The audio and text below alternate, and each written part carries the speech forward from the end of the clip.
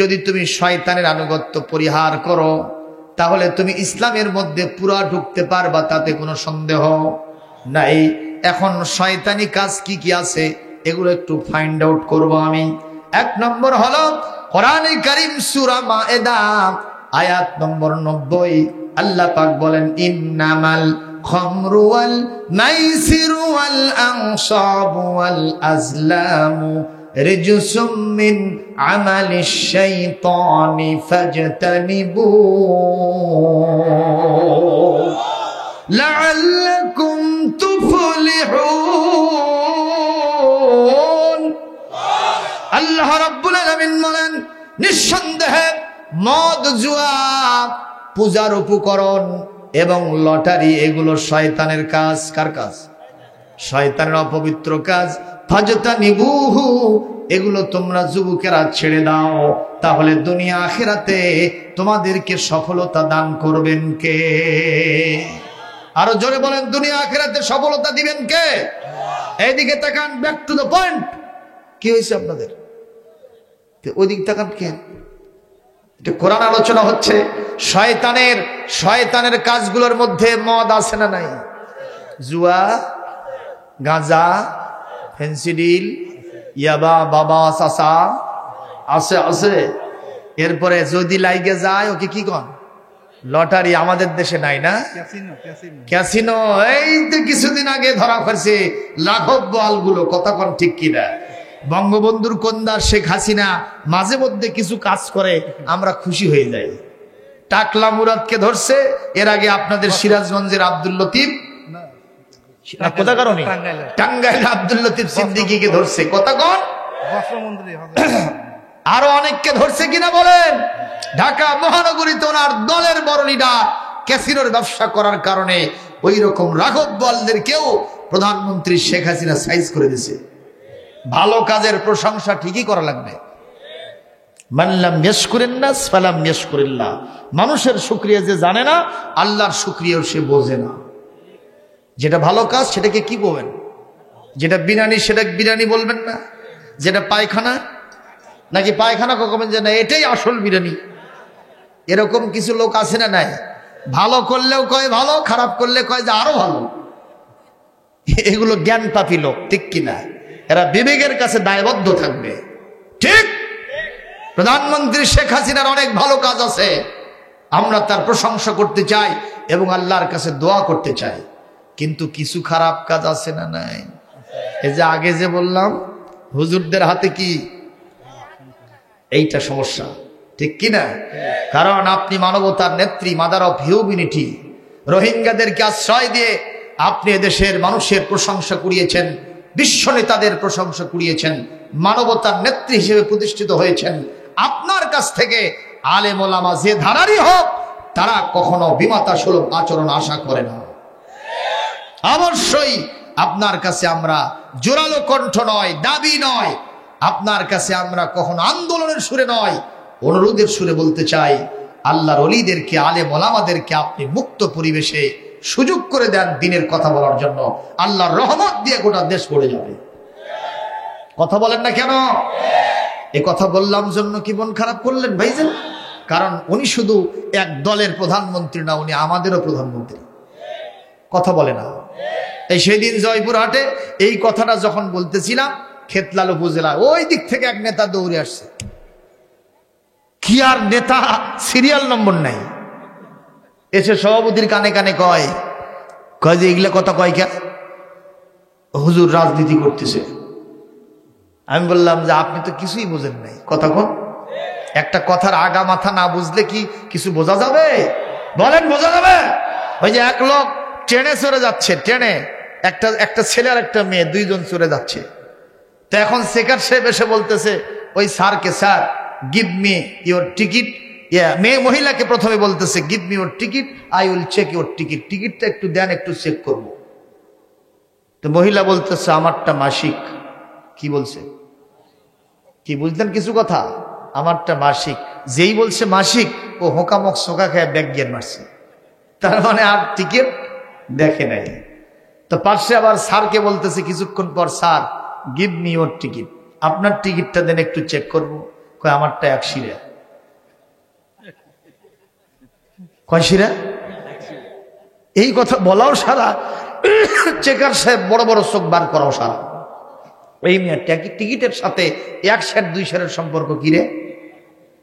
কয় যে স্যার, এই চেকার সাহেব, মহিলা মানুষ অসুখের কথা বললো, তার টিকিট দেখা লাগলো না, আর আমি একটা পুরুষ মানুষ, ওরকম একটা অসুখ যে আমারও আছে সেইটা বললাম জন্য আমার টিকিট আবার দেখা লাগবে, আমার আবার ব্যাখ্যা দেওয়া লাগবে না। ভাগো মিয়া।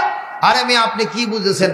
মহিলা মাসিকের কথা কইল না, ওইটা অসুখ হয়েছে ওনার। কয় না, আপনি বুঝেন নাই, উনি 1 মাসের অগ্রিম টিকিট করছে। কথা কর, এই জন্য উনি বলছে মাসিক, আর আপনি বুঝেছেন বোধহয় মাসিক অসুখ হয়েছে। এই ভুল বোঝার কারণে আপনার যে একটা গোপন রোগ ছিল ওটাও ফাঁস হয়ে গেছে। কথা কোন ঠিক কিনা? কোন কথা যদি আগা থেকে গোড়া পর্যন্ত কেউ না বোঝে, নিঃসন্দেহে এই ব্যক্তিটাই এখানে এসে বাটপারি চিটারি করবে। ঠিক না ঠিক? ওই শয়তানি করবে। সুতরাং প্রত্যেকটি কথা শুরু থেকে শেষ পর্যন্ত আমরা বুঝে মন্তব্য করব। ঠিক না ঠিক? মন খারাপ করলেন ভাইজান? দিলের কান দিয়ে কথাগুলো শোনার চেষ্টা করবেন। আমার মুসলমান ভাইরা,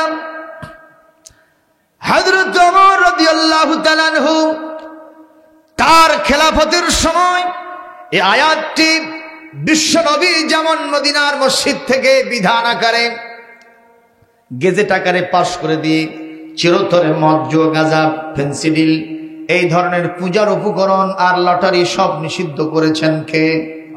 আল্লাহর নবী এটা করলেন। এরপরে হযরত আবু বকর করলেন, হযরত ওমর তিনি ওই আয়াতটা মদিনার মসজিদে পাশ করলেন। সুবহানাল্লাহ। এইবার তিনার এই আয়াত পাশ করার কারণে মক্কা মদিনার মধ্যে 12.5 লক্ষ বর্গ মাইলের মধ্যে মদের কথা কেউ চিন্তাও করতে পারে না।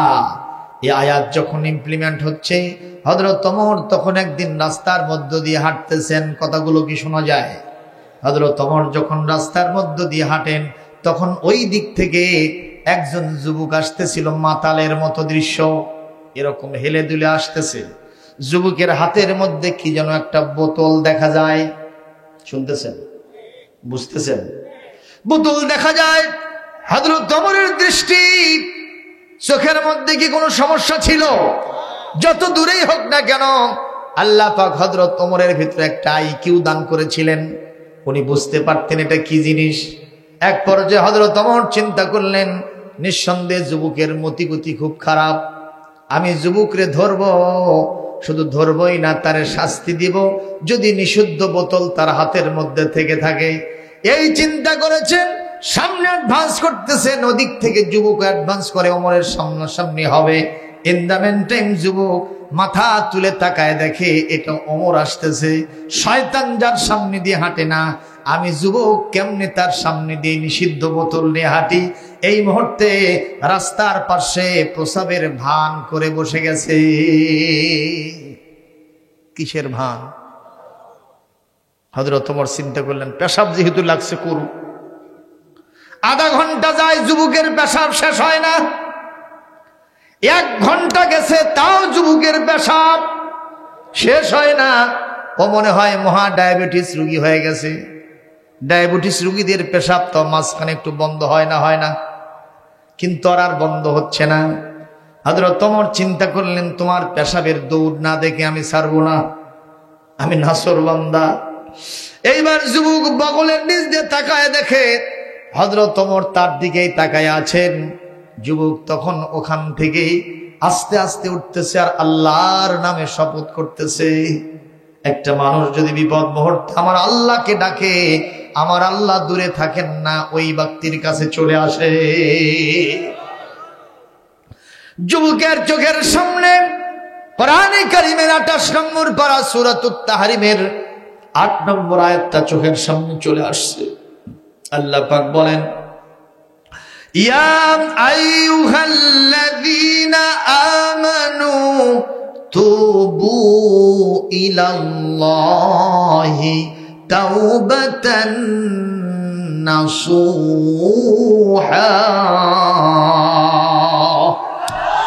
আসা রাব্বুকুম আন ইউকাফিরা আনকুম সাইয়্যাতিকুম ويدخلكم جنات تجري من تحتها الأنهار আল্লাহ রাব্বুল আলামিন বলেন, ঈমানদারগণ আল্লাহর কাছে খাঁটি মনে তওবা করো, আল্লাহ জীবনের সব গুনাহ খাতা মাফ করে দিবেন। শুধু মাফই করবেন না, তোমাকে এমন একটা জান্নাতে ঢুকায় দেবেন যেই জান্নাতের নিচ দিয়া দুধের নহর, পানির নহর, ওই শরাবের নহর আর মধুর নহর, 4টা নহর নদীগুলো জান্নাতের নিচ দিয়ে প্রবাহিত হয়েছে। তাহলে তওবা করলে জীবনের গুনাহ মাফ করে দেন কে? তওবা করলে জান্নাতের মধ্যে ঢুকানোর ব্যবস্থা করেন কে? আমরা তওবা করতে রাজি আছি ইনশাআল্লাহ। কিছুক্ষণ পর বলি আমিন।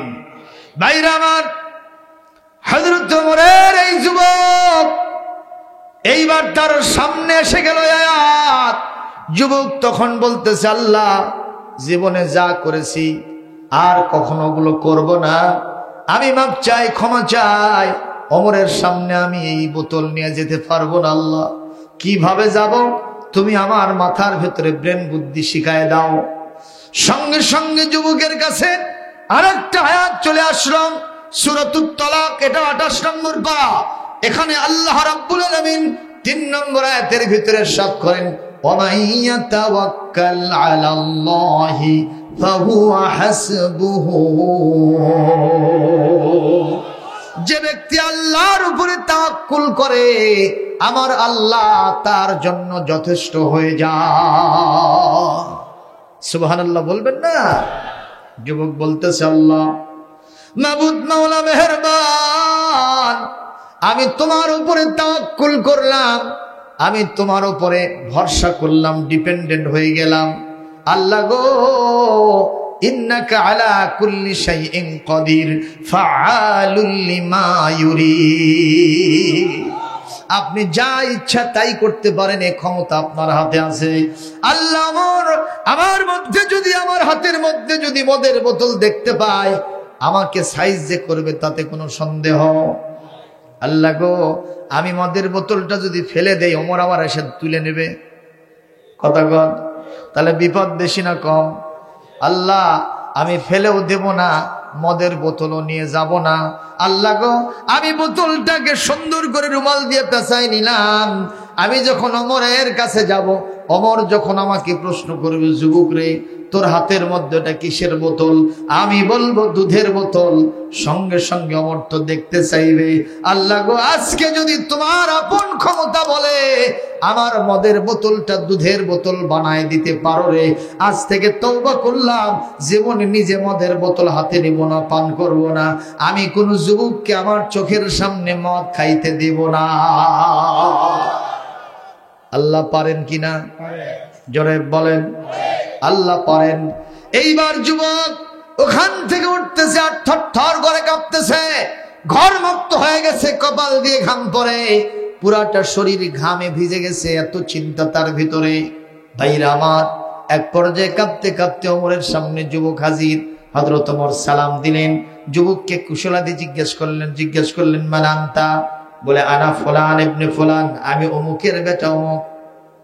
মা জাফিয়া দেখ, তোমার হাতের মধ্যে ওটা কি? হাতের মধ্যে কি? যুবক বলতেছে, আমার হাতের মধ্যে যেইটা, নিঃসন্দেহে সেইটা কোনো নিষিদ্ধ জিনিস নয়। আপনার দেশের ভিতরে যেখানে আপনি শাসনকর্তা, আপনি খলিফাতুল মুসলিমিন, সেই দেশে আমিরুল মুমিনিন আপনি থাকা সত্ত্বেও নিষিদ্ধ কোনো বোতল নিয়ে কোনো যুবক হাঁটতে পারে না। বলে এইসব কথা বাদ দাও, কিসের বোতল সেটাই কও। বলতেছে, আমার হাতের মধ্যে এটা দুধের বোতল। হযরত ওমর এই কথা বলার সাথে সাথে ছেড়ে দেবে? কথা কন, তদন্ত করার দরকার আছে না নাই? সঙ্গে সঙ্গে হযরত ওমর বললেন, যুবক দেখি তো তোমার দুধটা সাদা না কালো? আপনাদের দেশের দুধ কি? আরো জোরে, সাদা না কালো দেখি? সঙ্গে সঙ্গে যুবক বলতেছে, আমিরুল মুমিনিন কখনো আমার সাথে মজা করবেন না, টিটকারি বটকারি করবেন না। নিঃসন্দেহে আমি দুধের বোতল নিয়ে হাঁটতেছি বলে তুমি তোমার দুধের বোতল থেকে আস্তে করে তোমার ওই কাপড়টাকে তুমি চাদরটাকে সরায় ফেলো। সঙ্গে সঙ্গে যুবক ওই চাদরটা কাশ করতেছে, ওখান থেকে উঠায় ফেলতেছে, সরায় দিচ্ছে। ফেরেশতা মণ্ডলী তাকায় দেখে, সমস্ত সৃষ্টিজীব তাকায় দেখে, হযরত ওমর তাকায় দেখতেছেন, আর ওই খুদে যুবক তাকায় দেখতেছেন। যেই না বোতলের উপর থেকে চাদরটা সরানো হয়েছে, দেখা গেল কালো মদের বোতল সাদা ধবধবে দুধের বোতল হয়ে গেছে। লিল্লাহি তাকবীর, লিল্লাহি তাকবীর। একটা ওমর এই জামানায় দাও হে মেহেরবান, একটা ওমর এই জামানায় দাও হে মেহেরবান। দিনের পথে অকাতরে, দিনের পথে অকাতরে বিলিয়ে দেবে প্রাণ, একটা ওমর এই জামানায় দাও হে মেহেরবান। ফিলিস্তিন আর কাশ্মীরেতে মরছে ধুকে ধুকে, কেউ যেন আজ নাই রে তাদের একটু চেয়ে দেখে, ঠিক কিনা? ফিলিস্তিন আর কাশ্মীরেতে মরছে ধুকে ধুকে, কেউ যেন আজ নাই রে তাদের একটু চেয়ে দেখে। একটা খালিদ পাঠাও তাদের, একটা আলী পাঠাও তাদের, দিতে পরিত্রাণ করতে আহ্বান, একটা ওমর এই জামানায় দাও হে মেহেরবান, একটা ওমর এই জামানায় দাও হে মেহেরবান। একটু জোরে বলেন আমিন, একটু জিকির করেন সুবহানাল্লাহ, আলহামদুলিল্লাহ, লা ইলাহা। আচ্ছা দাও।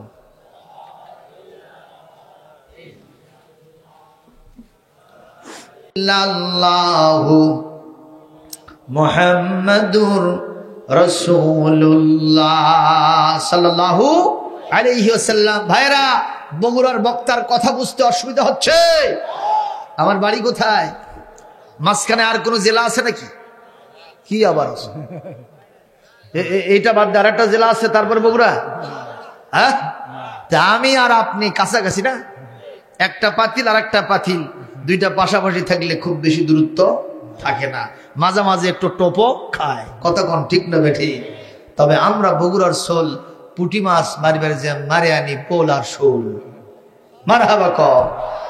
বগুড়ার ভাষা বুঝতে অসুবিধা হয়? বগুড়া হাম্মার লারি পোতা, বগুড়া হাম্মার ঘর, বগুড়া হাম্মার লারি পোতা, বগুড়া হাম্মার ঘর, মিলামিশা থাকি সগলি কেউ কারো লই পর, বগুড়া হাম্মার লারি পোতা, বগুড়া হাম্মার ঘর। এই যে শাইন সাহেব বুঝতেছে, কষ্ট হচ্ছে? এই বগুড়ার ধার দিয়ে গেছে করতোয়া নদী। আপনাদের সাথেও আছে না নাই?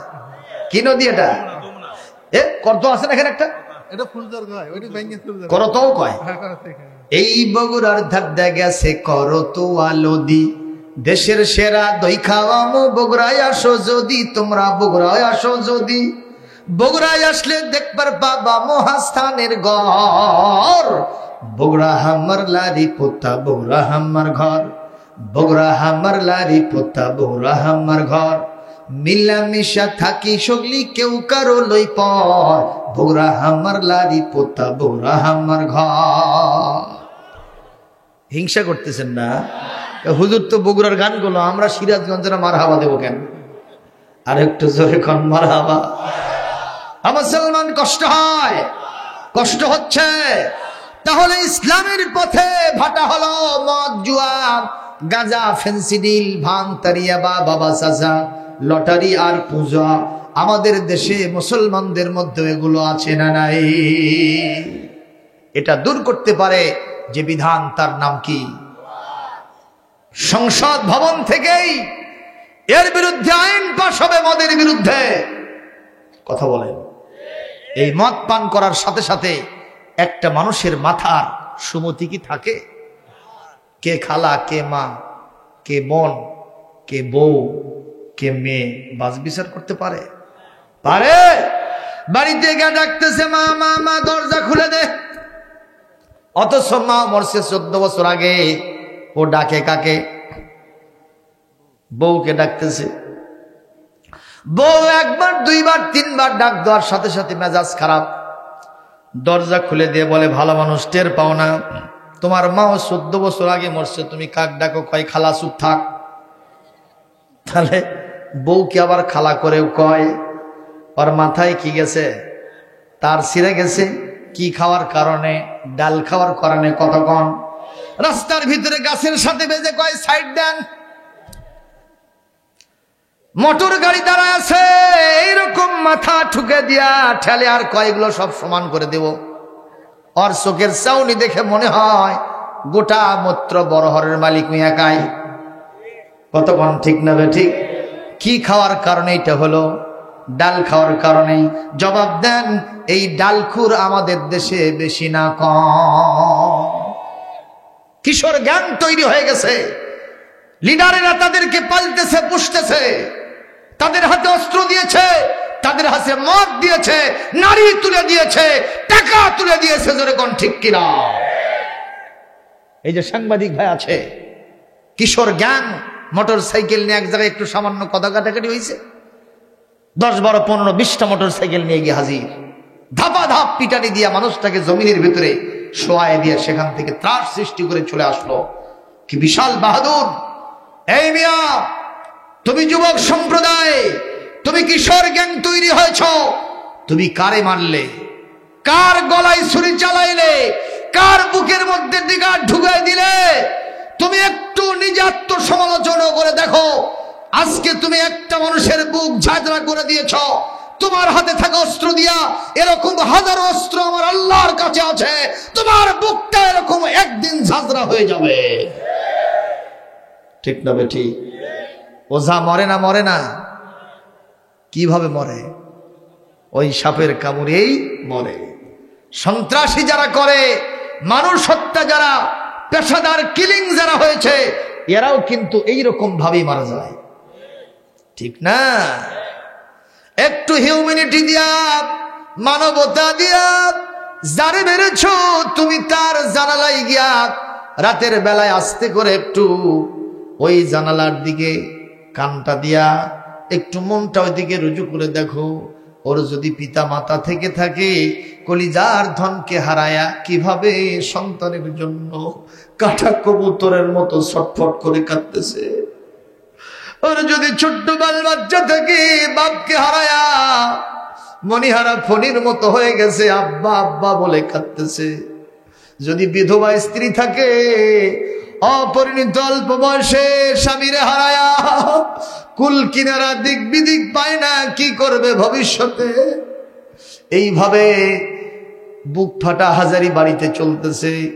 আর তুমি যদি যুবক হয়ে থাকো, ওই কান্না যদি তোমার কানে ঢুকে পড়ে আর তোমার মাথার ভিতরে ঢোকে, কলিজার মধ্যে যদি এতটুকুন ডাক কাটে, আজ থেকে তুমি শপথ নাও, অবৈধভাবে মানুষের গায়ে হাত তুলবো না। কিসের টাকা, কিসের মদ, কিসের নারী, এগুলো সব ঝাঁটা বেড়ে বিদায় করে দিলাম। আমার অবৈধ অস্ত্রটা আমি থানায় জমা দিয়ে দিলাম, দায়িত্বশীলদের কাছে দিয়ে দিলাম। আমি আর কখনো সন্ত্রাসী হব না, আমি অমরের মতো সমাজসেবক হব। যুবক রাজি আছো? রাজি থাকলে এক চাপে হাতটা দেখাও আমার আল্লাহকে। সব যুবকরা হাত তোলো এবং স্লোগান তোলো, লিল্লাহে তাকবীর, লিল্লাহে তাকবীর। আজকের মাহফিল সফল হোক, সফল হোক, লিল্লাহে তাকবীর। আল্লাহ পাক কবুল করুন, জোরে বলি আমিন।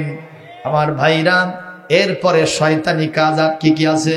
আল্লাহ রাব্বুল আলামিন কোরআনে কারীম সূরাতুল বাকারার 278 নম্বর আয়াতের ভিতরে ইরশাদ করে নিয়া, আইয়ুহাল্লাযীনা আমানু তাকুল্লাহা ওয়া যারু মা বাকিয়া মিনার রিবা ইন কুনতুম মুমিনিন। আল্লাহ রাব্বুল আলামিন বলেন, ইমানদারগণ, আল্লাহকে ভয় করো আর সুদ ছেড়ে দাও। বিধানকার আরো জোরে বলেন। কারণ সুদ যে খায়, এরে ধরেছে শয়তান। কে ধরেছে? আপনারা বলেন। এই দেশে কিছু মানুষ আছে যাদের শরীরে একটু পানি জমে, রস ধরে, ধরে না? এ মানুষ কি মোটা হয় না চিকন হয়? মোটা হয় না? এ মানুষ মোটা হয়ে যায়। আর একটা মানুষ তার গায়ে রস ধরে নাই, সবজি খায়, মাছ খায়, গোশত খায়, দুধ ডিম খায়, যার কারণে তার শরীরের কোনো রোগ ব্যাধি নাই, কিন্তু এত বড় মোটা সোটা হয় নাই। বলেন তো, যার শরীরে পানি ধরে রস ধরে মোটা হইল, আর যেগুলো খাবার খেয়ে মোটা তাজা হইতে পারল না, দুইটার মধ্যে কোনটা ভালো? সেকন্ডাই ভালো। কথা কন ঠিক কিনা?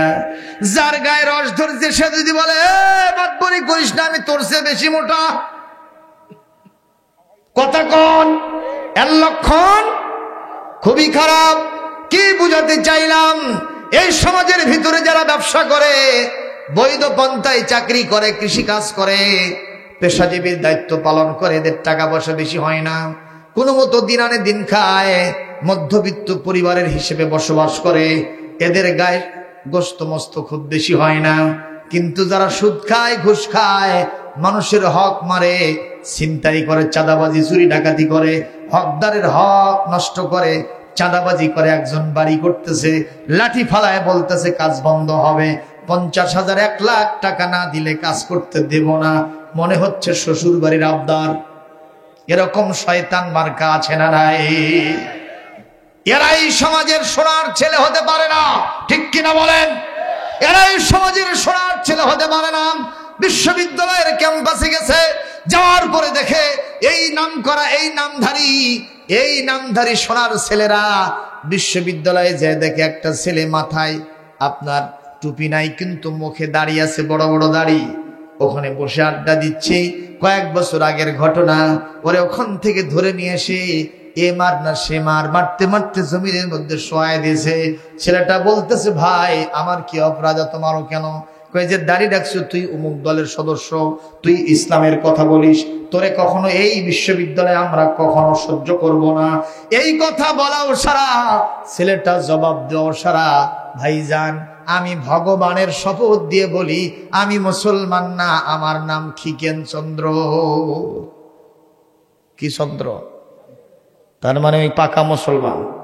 কথা কম।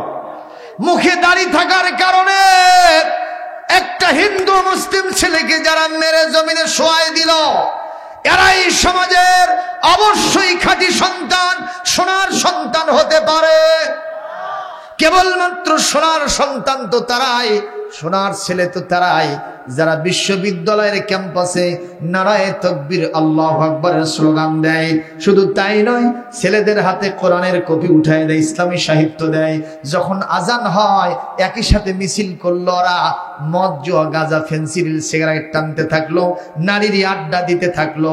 আর এই মিছিলকারী আল্লাহু আকবারের ধ্বনিদানকারী ছেলেরা আল্লাহর ঘর মসজিদে গিয়া জোহরের নামাজ আদায় করলো। আমার ভাষায় এরাই হলো সোনার ছেলে। ঠিক না বেঠে? আমরা বলবো তথাকথিত নামধারী ওই সোনার ছেলেদেরকে আপনারা কেউ আশ্রয় প্রশ্রয় দিবেন না।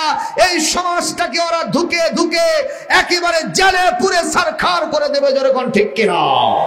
আর যদি এই সোনার ছেলে আল্লাহর কথা, রসুলের কথা, কোরআনের কথা যারা যুবকদের মাঝে ছড়িয়ে দেয়, এরা যদি আপনাদের দ্বারা প্রোভাইড হয়, আপনাদের দ্বারা এরা শক্তি পায়, যদি মদত পায়, সাহায্য পায়, এই জমিনে এদের কারণে আল্লাহর রহমত নাজিল হবে, যেরকম ঠিক কিনা?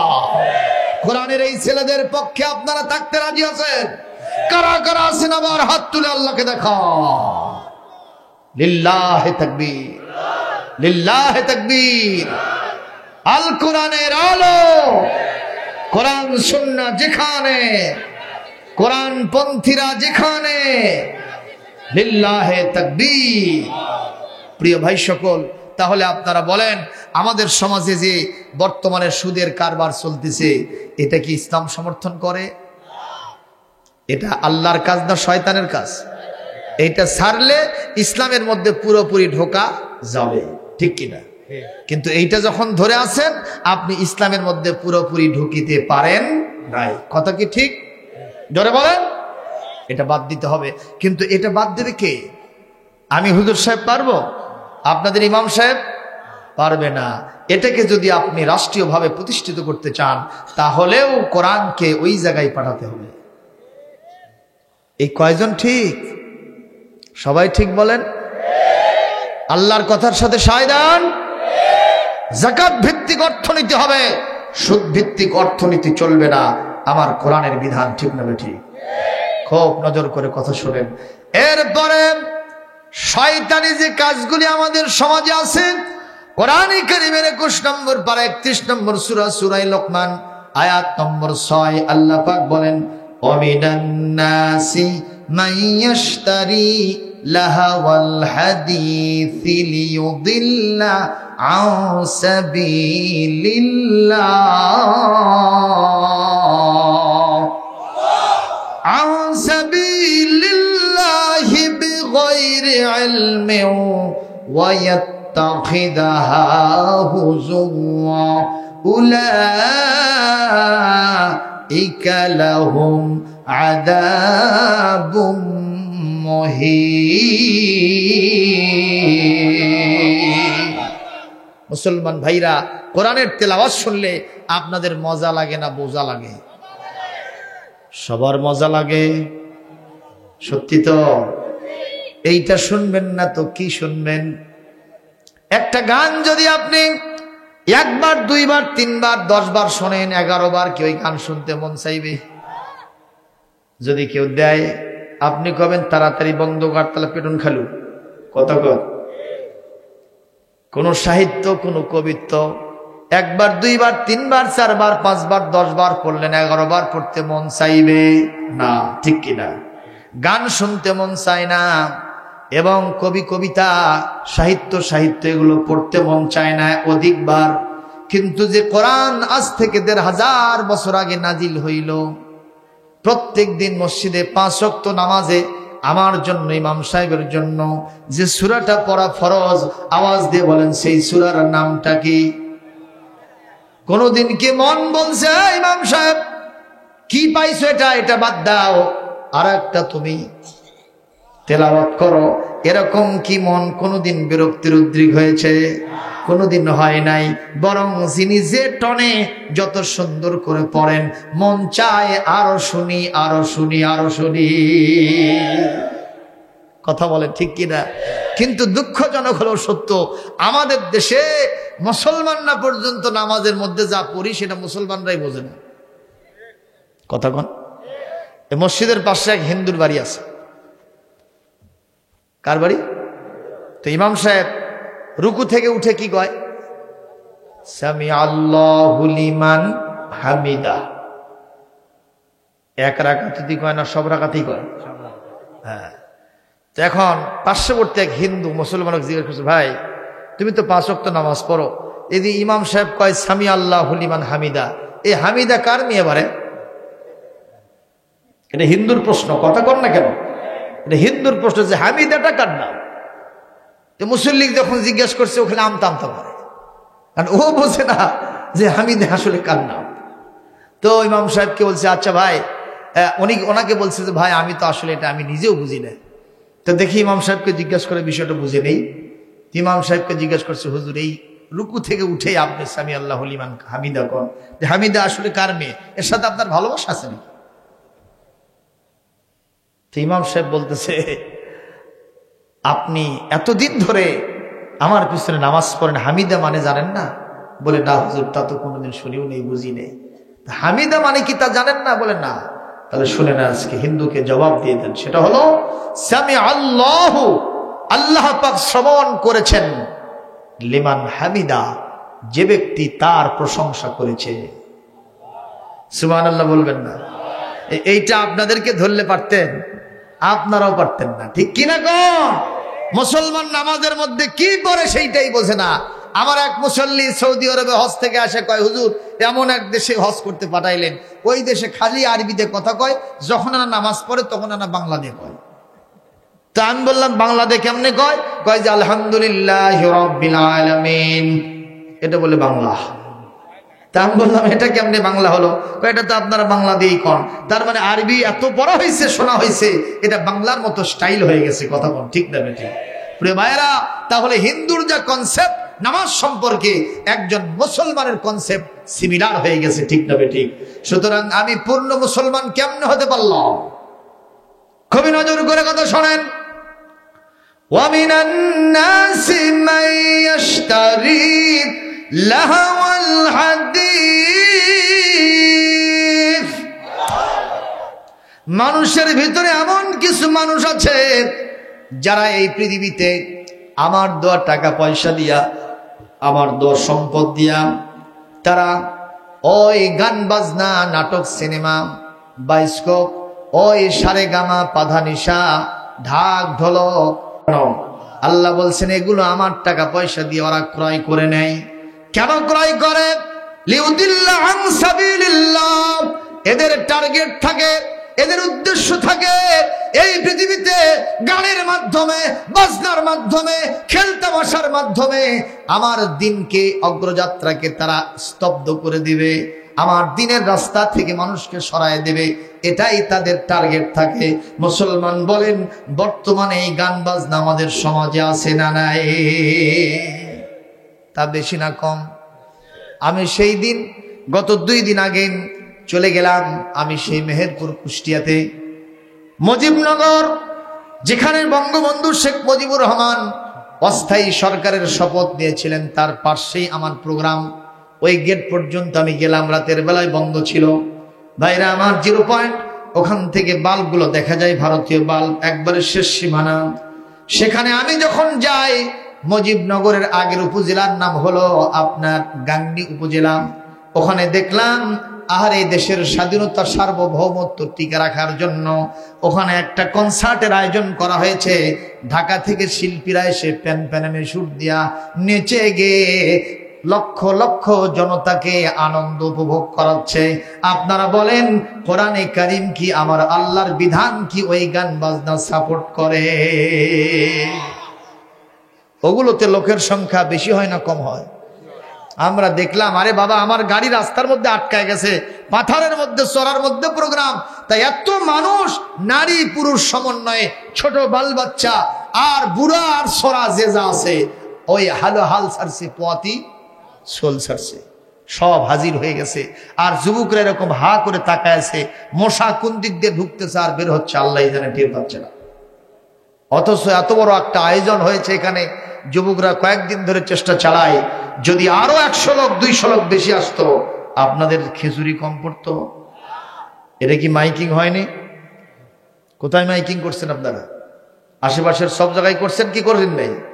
তবে দুঃখজনক হলো সত্য, আমরা সিনেমার পোস্টারগুলো খুব ভালো ভালো জায়গায় দেখতে পাই, ইসলামী জলসার পোস্টারগুলো ওই কোণার মধ্যে লেগে দেয়, মানে ভয়ই করে নাকি আল্লাহই ভালো জানে। এইটা উচিত নয়।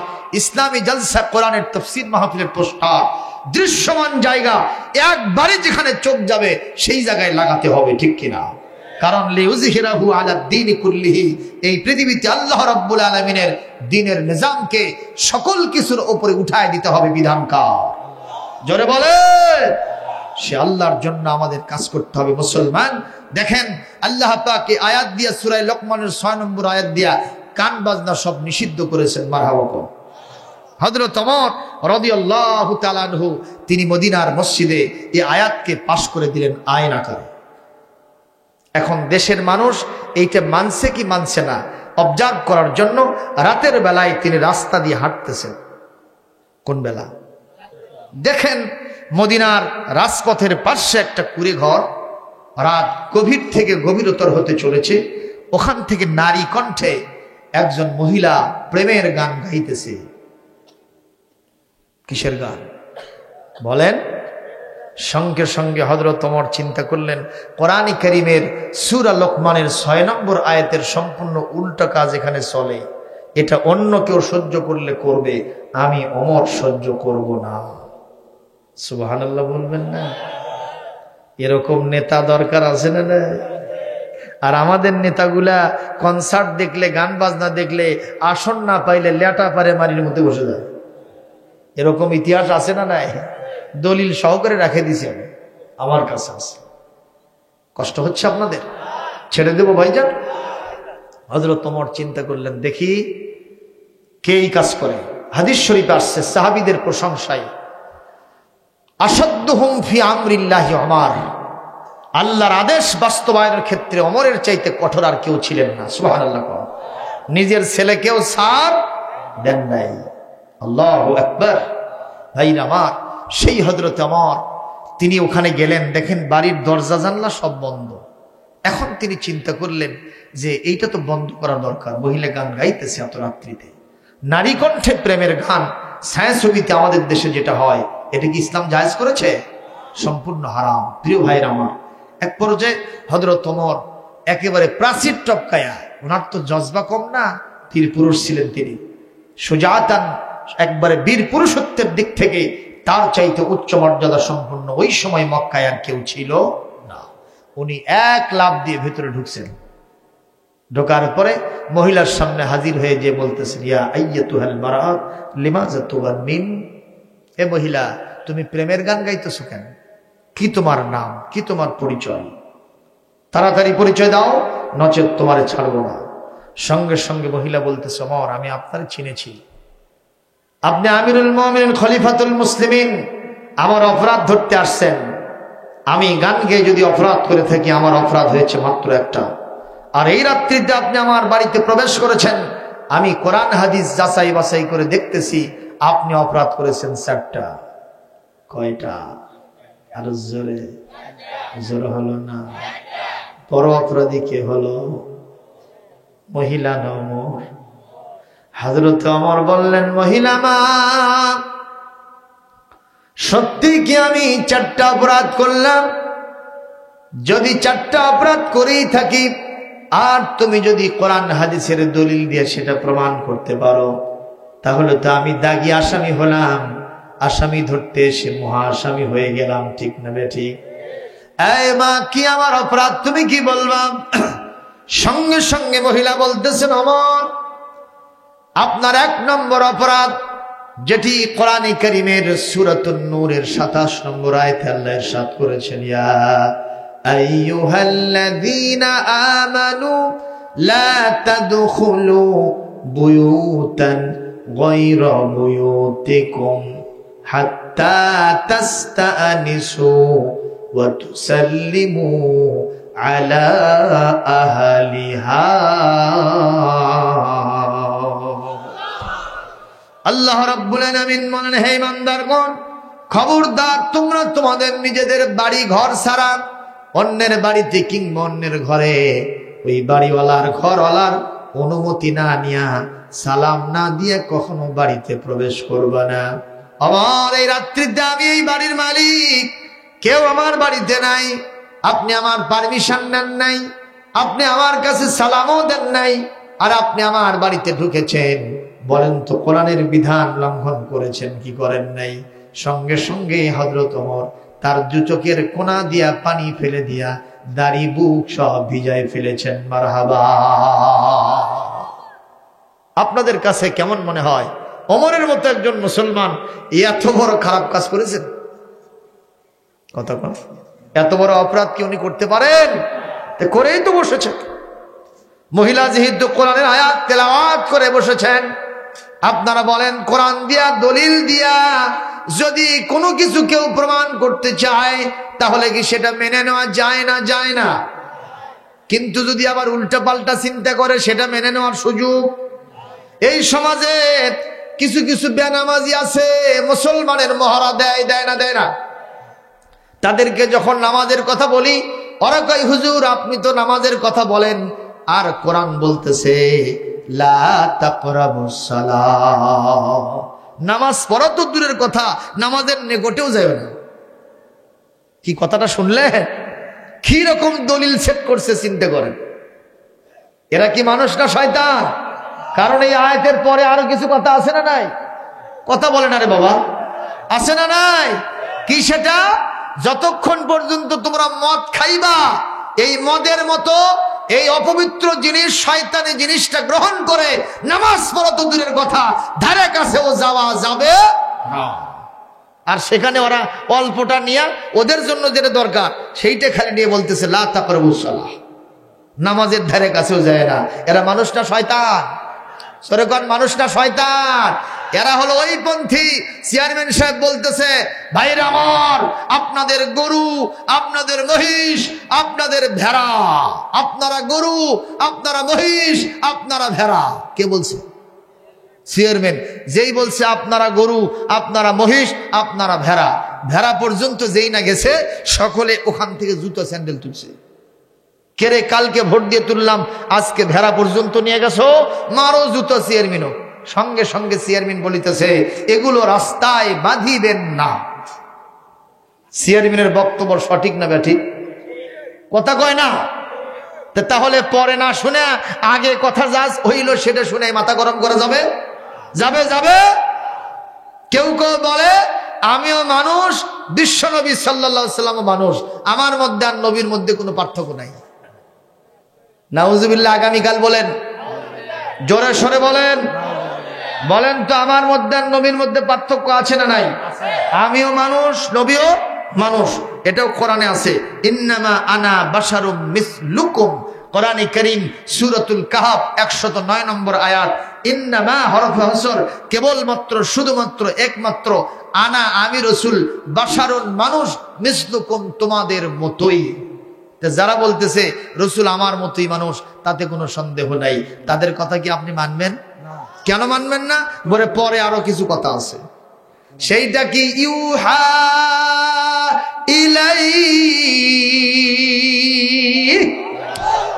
আমার কাছে আল্লাহর পক্ষ থেকে ওহী আসে, আমি আল্লাহ কর্তৃক ইনস্ট্রাকশন, ডিরেকশন, আল্লাহর ওহী দিয়ে আমি পরিচালিত হই। তাহলে কি আমি আর নবী একই হলাম? কথা কন। ওই আগের সেই উদাহরণ আজকে দেই। ক্লাসে গেছি, স্যার যে জিজ্ঞেস করছে, বলো তো বাবা, দুধ আর বিড়ালের মধ্যে পার্থক্য কি? দুধের মধ্যে আর বিড়ালের মধ্যে পার্থক্য কি? কথাটা কি শুনতেছেন আপনারা? স্যার ছাত্রদেরকে জিজ্ঞেস করছে, what is the difference between milk and cat? দুধ আর বিড়ালের মধ্যে পার্থক্য কি বলো? সব ছাত্ররা চুপচাপ থাকতেছে যে আসলে স্যারের মধ্যে কোনো কিন্তু আছে, তাছাড়া এই প্রশ্ন করবে কেন? ঠিক কিনা বেশি? ওরা চিন্তা করতেছে কি জবাব দেই। একটা ছেলে লাফা উঠে বলতেছে, sir there is no difference between milk and cat. দুধ আর বিড়ালের মধ্যে কোনো পার্থক্য নাই। স্যার তো চমকে উঠছে, কে রে, দুধ আর বিড়ালের মধ্যে পার্থক্য কেমনে করলো? স্যার বলল, বাবা কারণ কি মিলজুল আছে তুমি বলো। বলতেছে, স্যার এমনি স্যার হয়েছেন বোঝেন না? কি বুঝবো? ওই দুধেরও ছানা হয়, বিড়ালেরও ছানা হয়। কি বুঝেছেন? মাত্র বড় ঘরের লোকেরা বুঝেছেন? আচ্ছা, বিড়ালের ছানা আর দুধের ছানা, দুই ছানা কি একই ছানা? বিড়ালের ছানা দিয়া জামাই বিদায় করা যাবে? কিসের ছানা লাগবে? দুধের ছানা লাগবে। ঠিক না বেটি? ওর দুধের ছানা, বিড়ালের ছানা দুইটা যেমন এক নয়, আমিও মানুষ, বিশ্ব নবীও মানুষ, দুইটা কখনো এক হতে পারে।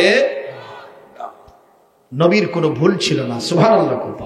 নবুয়তের আগেও মাসুম, নবুয়তের পরেও মাসুম। লেজিসলেটিভ পাওয়ার আমার নবীকে আল্লাহ দিয়েছিলেন। কি মর্যাদা! যদি বলতেন হা, সঙ্গে সঙ্গে হালাল। যদি বলতেন না, উম্মতের জন্য চিরতরে হারাম করে দিতেন কে?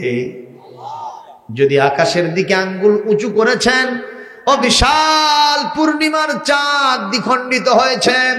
যদি আমার নবী পা বাড়িয়েছেন, দুনিয়ায় থাকেন নাই, আরশে আজিমে পৌঁছে গেছেন, যদি এরকম মাথা আকাশের দিকে তাকাইছেন, সঙ্গে সঙ্গে কিবলা পরিবর্তন হয়ে গেছে। যদি কোনোদিন কারোর জন্য দোয়া করার জন্য আকাশের দিকে হাত উঁচু করেছেন, দোয়া করার জন্য হাত উঁচু করতে দেরি হয়েছে, মোনাজাত কবুল হতে এতটুকুন দেরি হয় নাই। তাহলে আমি আর নবীকে এক হলাম? কি নবী আমার!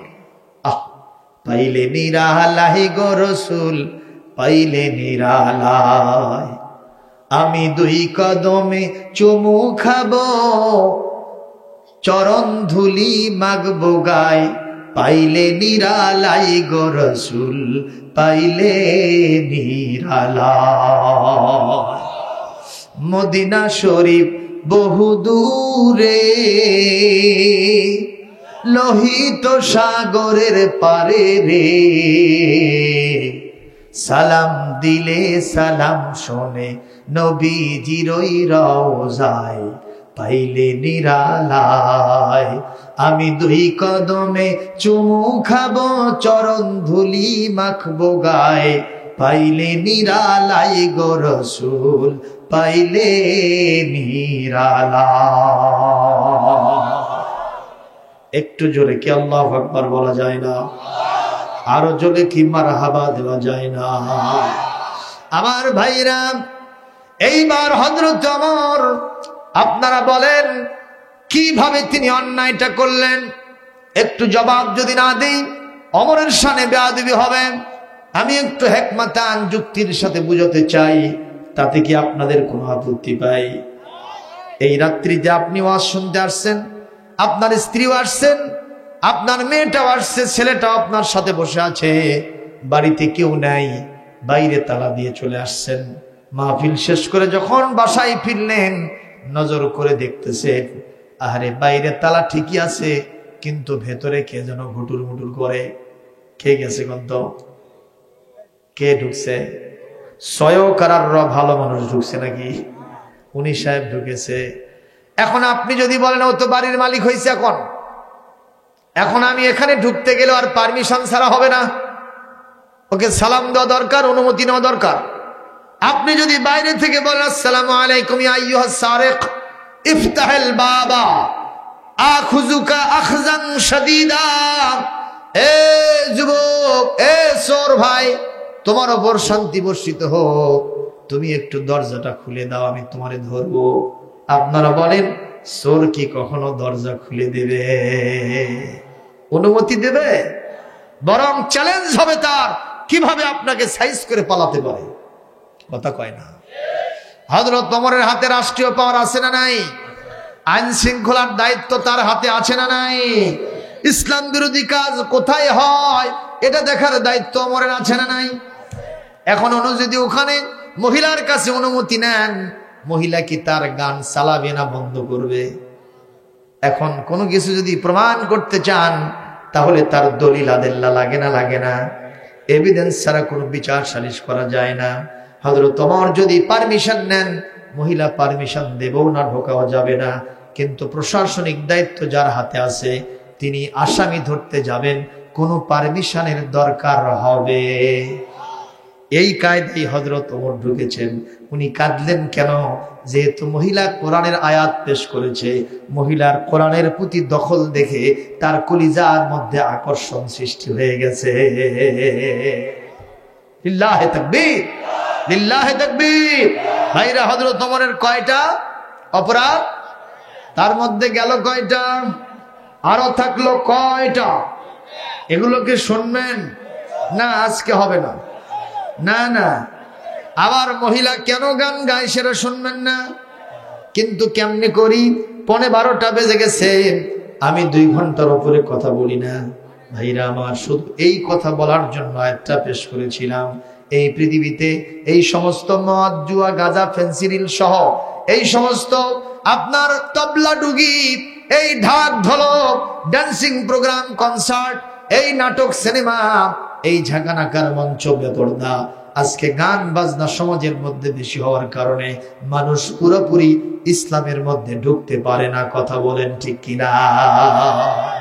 তাহলে এটাও বিদায় করার দরকার আছে না নাই?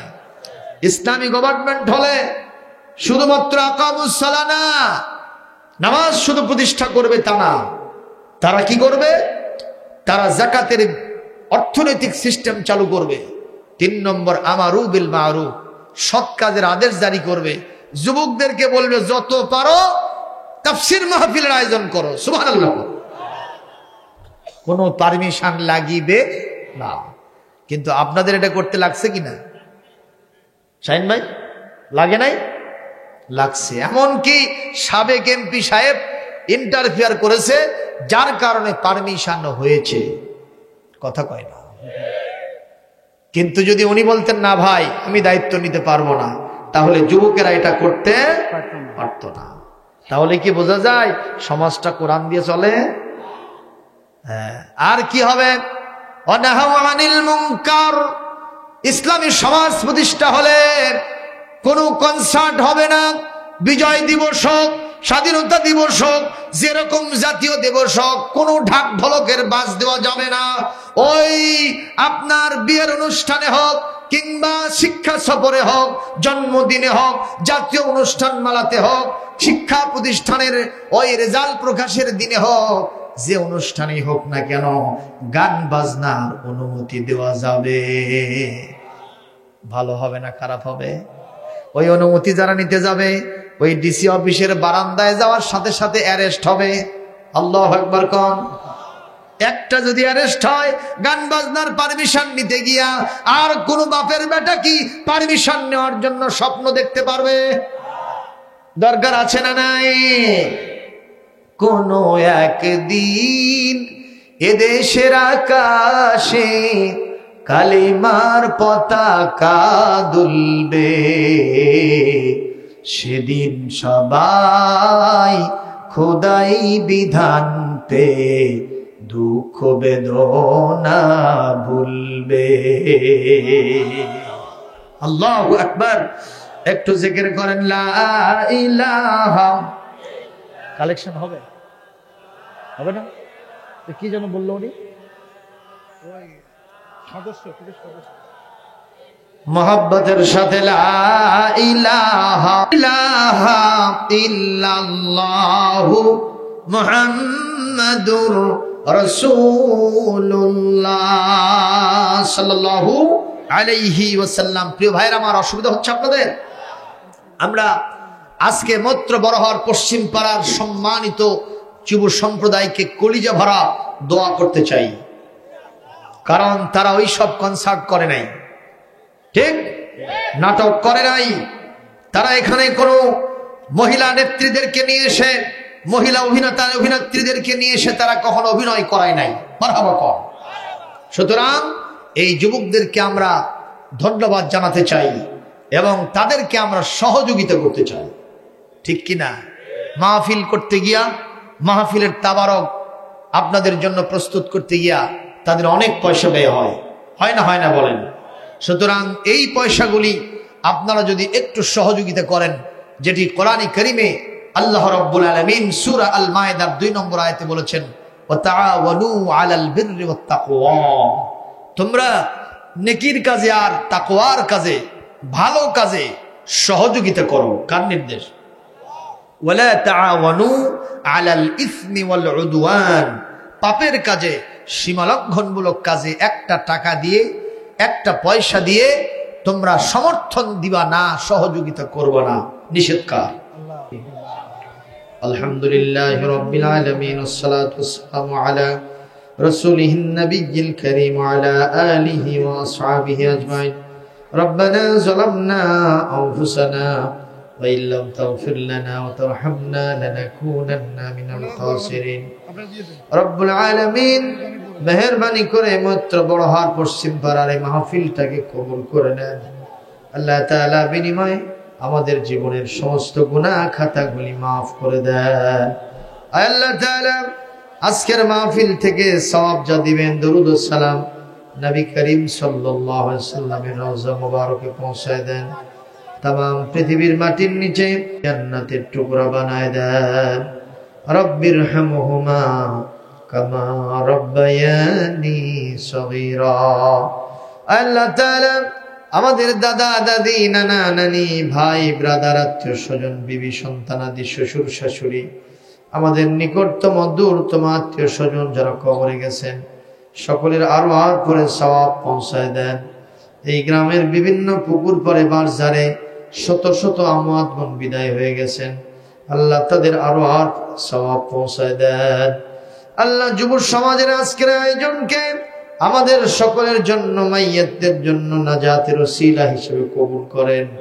যারা সহযোগিতা অতীতে করেছেন, আজকেও সহযোগিতা করেছেন, ভবিষ্যতে করবেন বলে ওয়াদা করলেন, আল্লাহ সকলের জন্য এই মাহফিলকে শুভকর কল্যাণকর করে দেন। আল্লাহ তাআলা মা বোনেরা পর্দায় বসে হাত তুলেছেন, মা বোনদের জীবনের গুনাহ খাতা মাফ করে দেন, নিঃসন্তানীকে সন্তান দেন, স্বামীর সংসারকে সুখময় আনন্দময় করে দেন। আল্লাহ মা বোনদের উপরে খাস রহমত বরকত নাজিল করে। আল্লাহ রাতের আরামকে হারাম করে কোরআনের মাহফিলে যারা রাত্রি প্রায় 12:30 পর্যন্ত 12:15 পর্যন্ত অবস্থান করলেন, আল্লাহ মেহেরবানি করে সকলকে এখান থেকে মাসুম বেগুনা বানায়া জান্নাতি হিসেবে কবুল করে বাড়িতে ফিরায়া নেন। আল্লাহ আজকের সভাপতি আমার প্রিয় ভাই জনাব শাহিন আলম সমাজ সেবক সামনে বড় একটা নিয়ত করেছেন, আল্লাহ তাআলা তার এই নেক আশা জায়েজ তরিকায় কবুল করে নেন। রব্বুল আলামিন উনি বড় দান করেছেন, প্রায় 10,000 টাকা দেবেন বলে ওয়াদা করেছেন। আল্লাহ ওয়াদা পালনের তৌফিক দেন, এর জাযায়ে খায়ের দুনিয়া আখিরাতে দান করেন। কেউ বা 5,000 দিলেন, কেউ বা 2,000 দিলেন, কেউ বা 1,000 দিলেন, কেউ বা 500 দিলেন, 200 100 দিলেন। আল্লাহ সকলের দানগুলি হযরত আবু বকরের মতো বড় দানের সাথে কবুল করে নেন। আমাদের মা বোনেরা অনেকেই দান করেছেন, মা বোনদের দান হযরতে মা খাদিজাতুল কুবরা রাদিয়াল্লাহু তাআলা আনহার দানের সাথে কবুল করে নেন। রব্বুল আলামিন যে যুব সম্প্রদায় নাটক সিনেমা করলো না, কনসার্ট করলো না, যারা আজকে কোরআনের মাহফিলের ইন্তজাম করলো, ওদেরকে কোরআনের মাহফিলের বদৌলতে দিনদার পরহেজগার বানায় দেন, নামাজি বানায় দেন। আল্লাহ পিতামাতার ফরমাবরদার আনুগত্যশীল সন্তান হিসেবে কবুল করে নেন। আল্লাহ কিয়ামত পর্যন্ত এই মাহফিলের সিলসিলা জারি রাখার তৌফিক দান করেন। আল্লাহ তাআলা সকলের জন্য দোয়া শেষে তামাম বিশ্বের আনাচে কানাচে ইমানদার মুসলমান নরনারী যিনি যেখানে বিপদে মুসিবতে আছেন তাদের সকলের জন্য আপনি হামি ও নাসির হয়ে যান। আল্লাহ বিপদগ্রস্ত আলেম ওলামার জন্য আপনি হামি ও নাসির হয়ে যান। রব্বুল আলামিন আশা নিয়ে হাত নামালাম যে আমাদের দোয়াগুলো আপনি শুনেছেন এবং কবুলিয়াতের মর্যাদা দিয়েছেন। আল্লাহ আমার শাহিন ভাইয়ের আব্বাজান দুনিয়া থেকে বিদায় হয়ে কবরস্থ হয়েছেন, আল্লাহ তার কবরটাকে জান্নাতের টুকরো বানায় দেন। রব্বানা আলহাজ জামালউদ্দিন হাজী সাহেবের কবরে আজকের সওয়াব পৌঁছায় দেন। আল্লাহ বিদেশের মাটিতে অনেকে আছেন, আল্লাহ প্রবাস জীবন তাদের জন্য কল্যাণময় করে দেন। মাহফিল থেকে আমরা যা শিখলাম আমল করার তৌফিক দান করেন। রব্বানা তাকাব্বাল মিন্না ইন্নাকা আনতাস সামিউল আলিম ওয়া তুব আলাইনা ইন্নাকা আনতাত তাওয়াবুর রহিম। সুবহান রাব্বিকা রাব্বিল ইজ্জাতি আম্মা ইয়াসিফুন ওয়া সালামুন আলাল মুরসালিন ওয়ালহামদুলিল্লাহি রাব্বিল আলামিন। ওয়া জাআল আখিরা কালিমাতিনা ইনদাল মাউতি লা ইলাহা ইল্লাল্লাহু